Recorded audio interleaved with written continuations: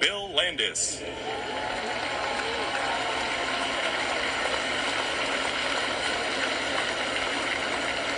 The man who caught more games that season for the Red Sox than anybody else was born in Haverhill, Massachusetts, and he now lives in nearby Wolfboro, New Hampshire. Welcome home, Mike Ryan.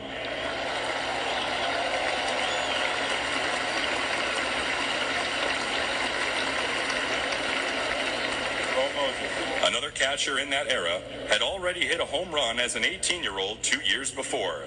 Welcome back, Jerry Moses.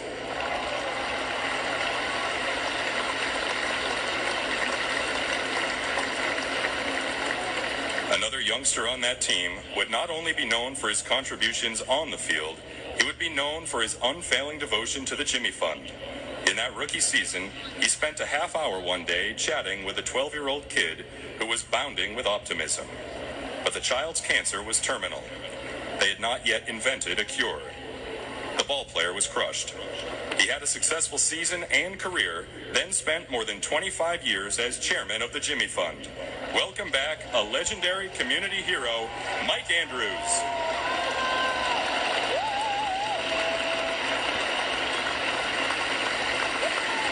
A versatile utility man who was primarily an outfielder, he later coached a young Dave Winfield at the University of Minnesota. Welcome back, George Thomas.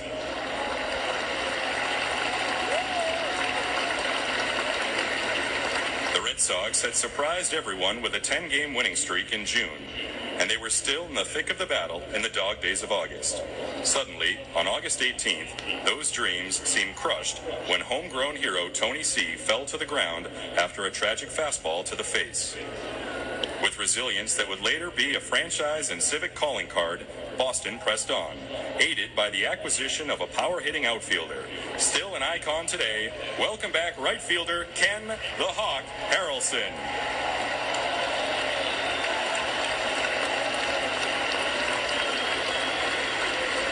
As the air cooled and September arrived, 4 teams were battling for first place. And remember, there were no playoffs. You won the pennant, or you won nothing at all. With 2 games to go, both against the fierce Minnesota Twins, the Red Sox won the penultimate game. Both teams now had identical records, 90 and 71. And the plot thickened because the Detroit Tigers would tie the winner of our game if they swept their second straight doubleheader.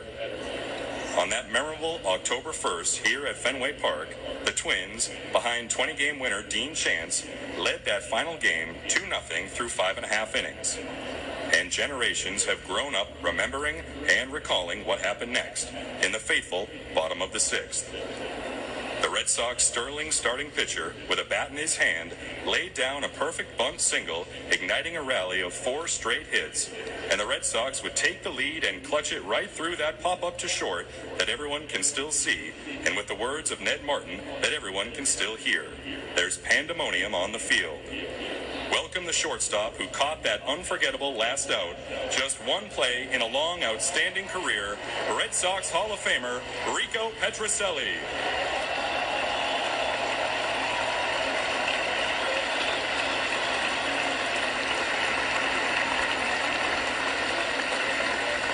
That outstanding pitcher, he of the bunt single, who was 21-9 that year, and who was outstanding in the World Series as well.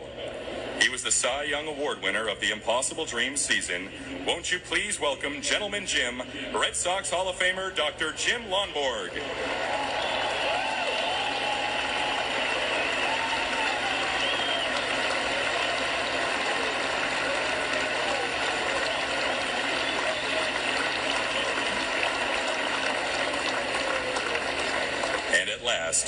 The man who made that dazzling catch opening day, the man whose indisputable clutch performances in the final 2 weeks included 5 home runs, 16 RBI, 14 runs scored, a .523 batting average, and a 7-for-8 performance in the final 2 must-win games of the regular season. It was all part of a Triple Crown year in which he hit .326, belted 44 home runs, and drove in 121. Let no Red Sox fan ever forget that the key to the impossible dream season of 1967 and the key to the resurgence of this remarkable franchise was the leadership, heroism, and legendary performance of the man we call Yaz. Welcome, number 8, Baseball Hall of Famer, Carl Yastrzemski.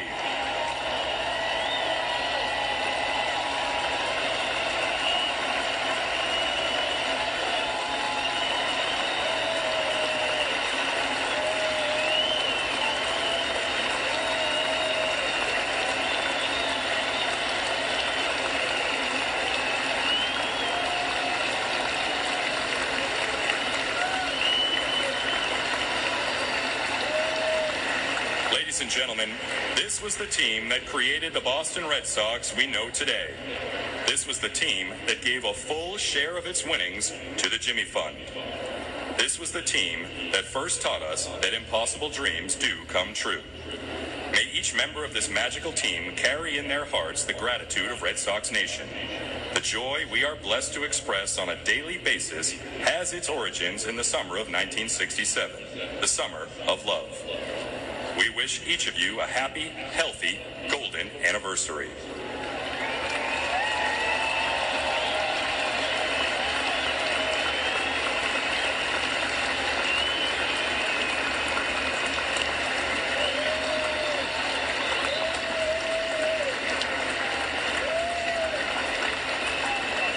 And now, to join them on the field to present our ceremonial first pitch, won't you please welcome the child who 10 years ago, at age 7, before these same gentlemen on this field, spontaneously made his mad dash around the bases, running for the first time under his own power after years of treatment at the Jimmy Fund. Now a 17-year-old right-handed pitcher at Barnstable High School on Cape Cod, welcome back Jordan Leandry.